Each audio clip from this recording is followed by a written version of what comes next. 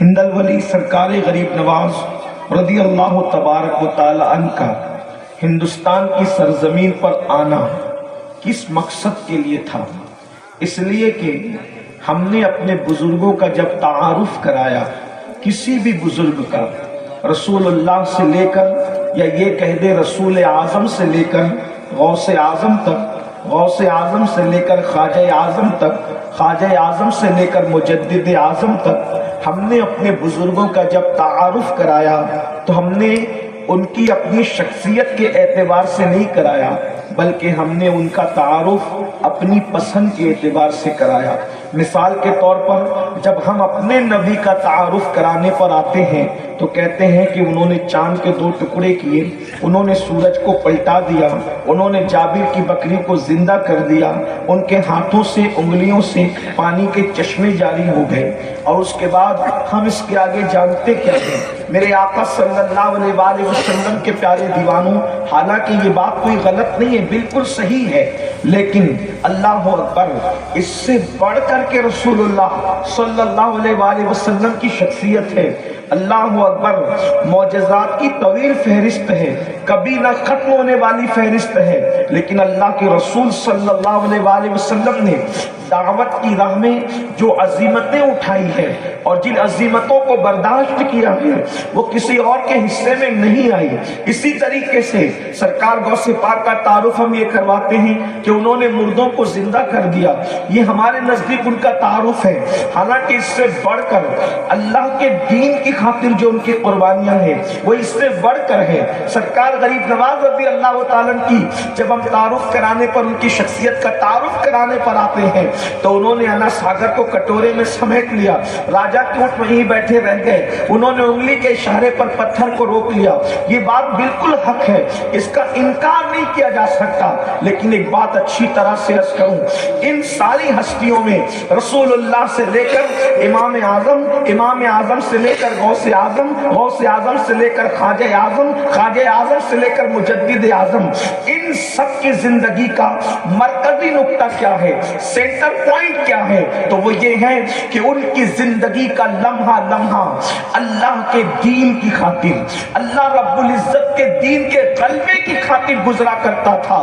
اگر مصطفیٰ جان رحمت صلی اللہ علیہ وآلہ وسلم اپنا کاشان اقدس چھوڑ کر دار ارقم میں آتے ہیں، دار ارقم سے شام ابی طالب میں آتے ہیں، شام ابی طالب سے پھر مکہ چھوڑ کر مدینہ منورہ تک جاتے ہیں، اور کبھی بدر میں، کبھی احد میں، کبھی خندق میں، کبھی خیبر میں، کبھی حنین میں نظر آتے ہیں تو صرف اللہ کے دین کے غلبے کے لیے۔ اس کے بعد سرکار غوث پاک کو دیکھ لیں، امام اعظم کو دیکھ لیں، کتنی مصیبتیں اٹھائی۔ اگر ایک ایک بزرگ کی زندگی کا واقعہ بیان کیا جائے تو یقیناً 1 گھنٹے کا جو وقت ہے، جو ہمارا بیان کا وقت ہے، وہ اسی میں ختم ہو جائے گا۔ لیکن آج ہم سرکار غریب نواز رضی اللہ تعالیٰ کی زندگی کا ایک مرکزی نقطہ آپ کے سامنے پیش کرتے ہیں۔ سرکار غریب نواز اور دین کے حوالے سے اولاد کی تربیت کے معاملے میں ان کا کردار کیا تھا، اس کی بات عرض کروں۔ اگر ایک انسان دنیا میں بڑی بڑی باتیں کرتا پھرتا رہے، ایک انسان اچھا مکان بھی بنا لے، اچھی دکان بھی بنا لے، سب کچھ کر لے، اور وہ اپنے بچوں کو سچا مسلمان نہ بنا سکے تو وہ انسان بدترین ناکام ہے، اس لیے کہ دکانیں وہیں رہ جائے گی، مکان وہیں رہ جائے گا، کاروبار وہیں رہ جائے گا۔ یاد رکھنا، اپنے بچوں کو پڑھاؤ، اعلیٰ تعلیم دو، جیسا کہ علامہ صاحب فرما رہے تھے، اپنے بچوں کو اچھا تاجر بھی بناؤ، اپنے بچوں کے لیے اچھے مکانات بھی بناؤ، انہیں اچھا لباس بھی پہناؤ، مگر ایک بات یاد رکھنا، اللہ اکبر، یہ سب کچھ کرو مگر ڈاکٹر بنانا ہم پر فرض نہیں ہے، اپنے بچوں کو انجینئر بنانا ہم پر فرض نہیں ہے اپنے بچوں کو، اللہ اکبر۔ اسی طرح اچھی دکان یا اچھا مکان ان کو دے دینا ہم پر فرض نہیں ہے، مگر ایک اچھا مسلمان بنانا، دیندار بنانا، یہ ہم پر لازم اور ضروری ہے، اللہ اکبر۔ آئیے فکر نبوت کیا ہے، اللہ اکبر۔ انبیاء کو بھی یہ فکر رہتی تھی کہ ہمارے بعد ہمارے بچے دین پر رہیں گے کہ نہیں رہیں گے، اسلام پر رہیں گے کہ نہیں رہیں گے، اللہ اکبر۔ نبیوں کو فکر رہتی ہے کہ ہمارے بچے ہمارے بعد دین پر رہیں گے کہ نہیں رہیں گے، اور یہاں جو 5 کلمہ نہیں جانتے وہ بڑے فخر سے کہتے مولانا ہم دین پر ہیں تو ہمارے بچے کیوں دین پر نہ رہیں گے؟ اللہ اکبر، جن کو 5 کلمے یاد نہیں ہے انہیں اتنا گھمنڈ ہے کہ ہم دین پر ہیں تو ہمارے بچے دین پر کیوں نہ رہیں گے؟ اور پوری زندگی دین کی خدمت کرنے والے موت کے وقت بھی سسکتے ہیں، تڑپتے ہیں کہ ہمارے بعد ہمارے بچے دین پر رہیں گے کہ نہیں رہیں گے۔ اس کرب کو، اس درد کو، اس فکر کو قرآن کی شان سے بیان کرتا ہے۔ قرآن کہتا ہے اذ حضر یعقوب الموت اذ قال لبنیہ ما تعبدون من بعدی قالوا نعبد الہک والہ آبائک ابراہیم واسماعیل واسحاق او کما قال۔ اللہ اکبر، اللہ پاک ارشاد فرماتا ہے اور یاد کرو جب حضرت یعقوب کو موت آئی، موت ان کی بارگاہ میں حاضر ہوئی، جب حضرت یعقوب کے وصال کا وقت قریب آیا تو حضرت یعقوب کو کیا فکر ہوئی کہ میرے بعد میرے بچے میرے دین پر رہیں گے کہ نہیں رہیں گے، مذہب اسلام پر رہیں گے کہ نہیں رہیں گے؟ تو آپ نے اپنے بیٹوں کو جمع کر کے پوچھا، اے میرے بیٹوں، میرے بعد تم کس کی عبادت کرو گے؟ میرے بعد ما تعبدون من بعدی، میرے بعد تم کس کی عبادت؟ میری موجودگی میں تو تم میرے رب کی عبادت کرتے رہے، میرے دین پہ رہے، لیکن میرے بعد جب میں دنیا سے چلا جاؤں گا کس کی عبادت کروں گی؟